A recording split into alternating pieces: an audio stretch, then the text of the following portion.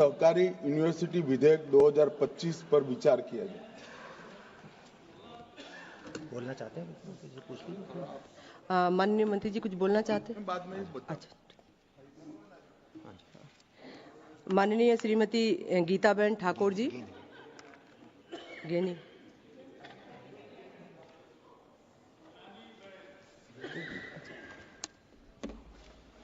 धन्यवाद अध्यक्ष महोदय। बिना सहकार नहीं उधर त्रिभुवन सहकारी यूनिवर्सिटी 2025 बिल पर हूँ मारा विचारों रजू करूँ छूँ। सहकारी बिल पर अमारी पार्टी नेता राहुल गांधी द्वारा मने बोलवानो मौको आप्यो ए बदल विरोध पक्षना नेतानो पण आभार मानु छूँ। माननीय अध्यक्ष श्री, गुजरात में देशनी प्रथम त्रिभुवन सहकारी यूनिवर्सिटी आणंद में स्थापवा माटे एक गुजराती तरीके गौरव अनुभवुं छूं। कारण के आजे देश में 8 लाख थी वधारे सहकारी समितिओ गामडाओं में कार्यरत है। आ मंडळीओ में लोकोनी सुखाकारी ने आर्थिक इकोनॉमी माटेनु काम एक ग्राम्य स्तरे थई रह्युं छे। 30 करोड़ थी वधारे सभ्यो जोड़ायेला छे। गुजरात में ने देश में गामडाओने आर्थिक रीते रोजगारी आपवा माटे आशीर्वादरूप बन्युं छे। गुजरात में सहकारी माळखुं अने पंचायती राजनी स्थापना पायामां ते वखतनी कोंग्रेसनी सरकार अने ते वखतना कोंग्रेसना नेताओने आभारी छे। गुजराते देशने महात्मा आप्या, सरदार आप्या अने मारा बनासकांठा जिल्ला में बनास डेरीना स्थापक गलबाभाई पटेल आप्या। जे डेरी आज एशिया खंड में सौथी वधारे दूध उत्पादन करती डेरी है। अने त्रिभुवन पटेल जेवा सहकारी चळवळना पिता पण आप्या। आ तमाम नेताओ कोंग्रेसना हता ए वातनुं मने गौरव छे। तमाम नेताओए लोकोनी सुखाकारी माटे संस्थाओनी स्थापना करी। वर्तमान नेताओ आजादी पहला जेम राजा रजवाड़ा में राजाओ पोताना ताबामां आवता तमाम गामोने पोतानी जागीरी मानता एम वर्तमान समय में जे नेताओ सहकारी संस्थाओं पर कब्जो जमावीने बैठा छे, जे पदों पर बैठा छे ए सहकारी संस्थाओं ने पोतानी जागीरी माने छे। ए आवनार समयनी अंदर सहकारी माळखा माटे एक पतननी निशानी छे। 1945 ना वर्ष दरमियान आणंदनी आसपासना विस्तारमां दूध कोन्ट्राक्टरो द्वारा दूध एकठું કરીને मुंबई दूध मोकलवामां आवतुं, परंतु राज्य सरकारे दूधना भावमां करेल भाव વધારાનો લાભ ઉત્પાદકોને ન મળતા તેમને असंतोष થયો। આ અંગે સરદાર વલ્લભભાઈ પટેલની સલાહ અનુસાર ખેડૂતોએ સભા 4 જાન્યુઆરી 1946 ના રોજ મોરારજી દેસાઈના પ્રમુખ પદે રાખવામાં આવી, જેમાં सहकारी दूध उत्पादक मंडळीओ अने जिला सहकारी दूध उत्पादक संघो संचालित डेरी स्थापना अंगे विचारणा थई। त्रिभुवन पटेल अने अन्य प्रगतिशील खेडूतोए सहकारी धोरणे डेरीनी स्थापना माटे अथाग प्रयत्नो कर्या, जेना परिणाम रूपे खेड़ा जिला दूध उत्पादक संघनी रचना थई अने तारीख 14 डिसेम्बर 1946 ना रोज अमूल डेरीनी स्थापना करवामां आवी। डॉक्टर वर्गीस कुरियरे दुनिया ने आ अमूल मार्फत तमाम प्रोडक्शनो आपी अने गुजरात देश अने भारतनु नाम समग्र विश्वनी अंदर रोशन कर्युं। देश में 8 लाख थी वधारे सहकारी समितिओ काम करे छे, त्यारे त्रिभुवन यूनिवर्सिटीना माध्यमथी भविष्यमां जे जिल्ला में सहकारी माळखुं मजबूत होय त्यां सहकारी कॉलेजोनी मंजूरी आपवामां आवे, ત્યાં વિદ્યાર્થીઓને વિવિધ સહકારી સંસ્થાઓનું માર્ગદર્શન આપવામાં આવે।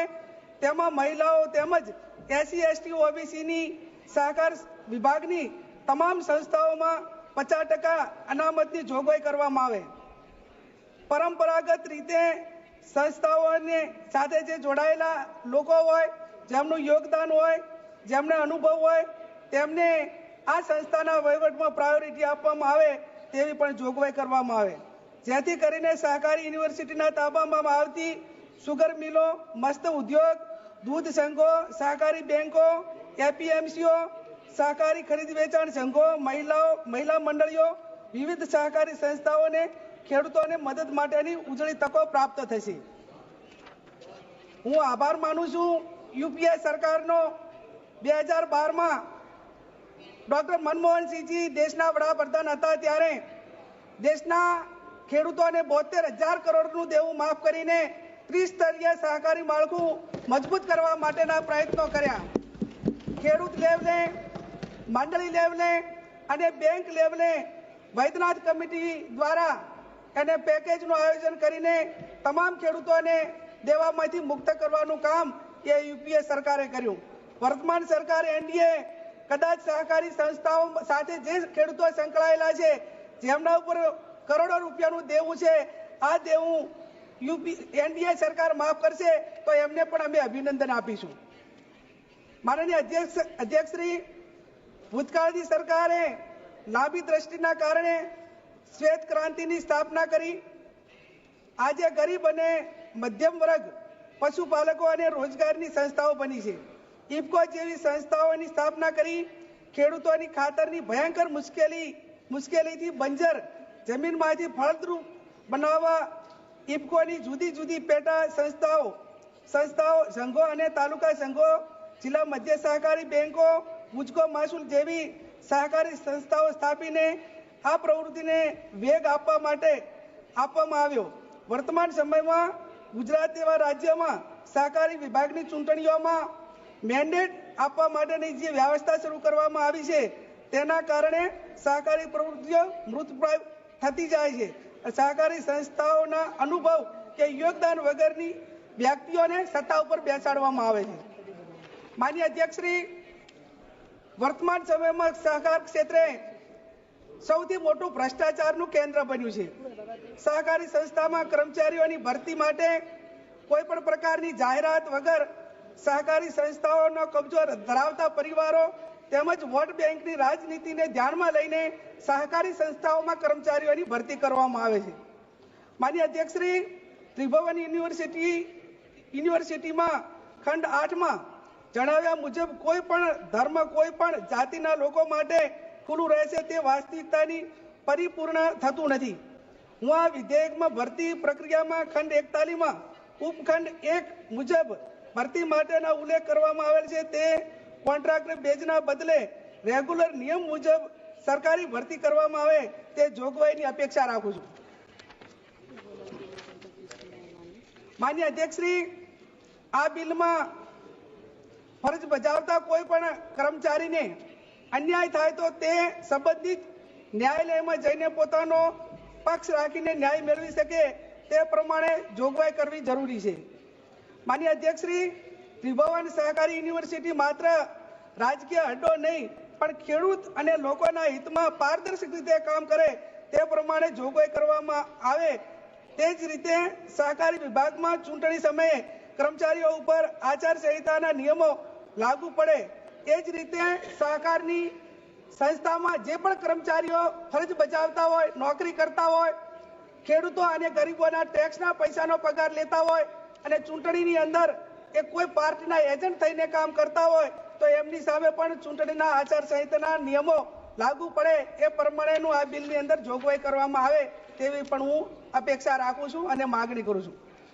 ભૂતકાળની સરકારોએ સહકારી સંસ્થાઓની ચૂંટણીમાં જે રીતે લોકોના યોગદાન, અનુભવ અને બિન રાજકીય પ્રતિનિધિને તેમને તક આપવામાં આવતી, પેટા કાયદાની જોગવાઈ મુજબ તેમને તક મળતી, સંસ્થાના નિયમો પ્રમાણે સભાસદ બનાવવામાં આવતા.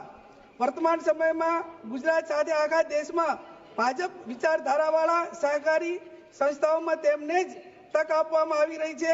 સંસ્થાના હકદાર અને યોગદાન આપનાર સહકારી સંસ્થાઓના અનુભવી લોકોને મત અધિકારનો દુરુપયોગ કરીને નથી તેમને મત આપવા માટેનો અધિકાર રહેવામાં આવ્યો કે નથી કે એમને નવેસર સભાસદ બનાવીને તેને સભાસદ બનાવવા માટેની તક આપી.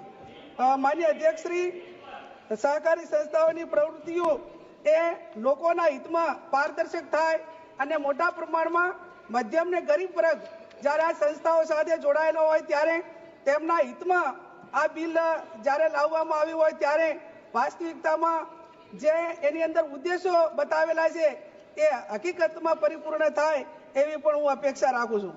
આપના માધ્યમથી સહકાર મંત્રી પાસે માગણી કરું છું કે સહકાર યુનિવર્સિટી મારફત વિદ્યાર્થીઓ, ખેડૂતો અને બેંક સાથે અથવા તો સહકારી સંસ્થાઓ સાથે જે કર્મચારીઓ સંકળાયેલા છે તેમને ઓર્ગેનિક ખેતી માટેની તાલીમ આપવામાં આવે, ઓર્ગેનિક ખેતીના MSP નક્કી થાય અને આવનાર સમયની અંદર દેશમાં અને સમગ્ર રાજ્યની અંદર, ગુજરાતની અંદર ઓર્ગેનિક ખેતી માટેની પ્રેરણા પૂરી પાડે તે માટેની દરેક જગ્યાએ તાલુકા કક્ષાએ લેબ સ્થાપિત કરવામાં આવે એવી પણ હું માગણી કરું છું. માનનીય અધ્યક્ષશ્રી, હું જે જિલ્લાના માંથી પ્રતિનિધિત્વ કરું છું તે બનાસકાંઠા જિલ્લો એ વર્તમાન સમયની અંદર રોજનું 1 કરોડથી વધારે દૂધ ઉત્પાદન આપતો જિલ્લો છે. તો જ્યારે પણ જેમ પ્રથમ સહકાર યુનિવર્સિટી ગુજરાતમાં બનાવવામાં આવી એ જ રીતે જ્યારે સહકારી કોલેજ બનાવવામાં આવે ત્યારે બનાસકાંઠાને એની અંદર પ્રથમ હરોળમાં લેવામાં આવે, એની પસંદગી કરવામાં આવે અને આ કોલેજની અંદર સહકારિતા વિષય દાખલ કરીને એને માન્યતા આપવામાં આવે એવી પણ હું આજે મંત્રીશ્રી પાસે આપના માધ્યમથી અપેક્ષા રાખું છું. ત્રિભુવન યુનિવર્સિટીના આ બિલની અંદર મારા વિચારો રજૂ કરવા માટેનો મને મોકો આપ્યો અને આ બિલની અંદર મેં અગાઉ કહ્યું એ પ્રમાણે વિના સહકાર નહીં ઉધાર જે રીતે એની જોગવાઈઓ 500 કરોડ ના બજેટ સાથે કરવામાં આવી છે અને ભૂતકાળની અંદર પણ આ વિસ્તારે ખૂબ મોટું યોગદાન એ સહકારી સંસ્થાઓ થકી લોકોના સુખાકારી માટે કામ કર્યું છે. તો આવનાર સમયની અંદર માત્ર ને માત્ર આ એક તમામ લોકોને રાજકીય ક્ષેત્રે દબાવવા માટે, ધમકાવવા માટે અને એને બ્લેકમેલિંગ કરવા માટેનું ક્ષેત્ર ન રહે અને એ લોકોના હિતમાં કામ કરવા માટેની આ સંસ્થાઓને પૂરતો સ્વતંત્ર મોકો મળે એવી અપેક્ષા સાથે આભાર માનું છું.